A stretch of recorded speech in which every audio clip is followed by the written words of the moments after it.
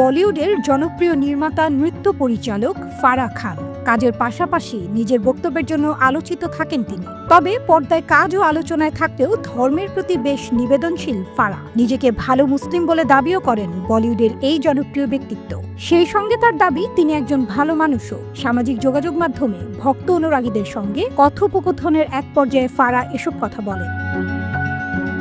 ফারাহ জানান তিনি নিয়মিত দান করেন এবং রমজানের সময় রোজা রাখেন। ইদানিং ভক্ত অনুরাগীদের সঙ্গে সোশ্যাল মিডিয়ায় সরাসরি কথোপকথনে যুক্ত হন অনেক তারকা। শাহরুখ থেকে অমিতাভ, অনেক তারকাকে দেখা গেছে এই কথোপকথন সেশন করতে। ফারাহ খানও নিজের অনুরাগীদের সঙ্গে মাতলেন আড্ডায়। কথোপকথনে এক অনুরাগী ফারাহর কাছে জানতে চান, আপনি ঈশ্বরে বিশ্বাস করেন, রোজ নামাজ পড়েন বা রমজানে উপবাস করেন? আমি নিশ্চিত আপনি লাকি আলীর মতো ধার্মিক তো নন। তিনি রোজ 5 ওয়াক্ত নামাজ পড়েন। উত্তরে ফারাহ বলেন, আমি রোজ নামাজ পড়ি না, তবে রোজা রাখি রমজানের সময়। পাশাপাশি আমার উপার্জনের 5% দান করে দিই। তাছাড়া মানুষের সঙ্গে ভালো ব্যবহার করি, পরিশ্রম করি। আমার মনে হয় এই গুণগুলো অনেক ভালো।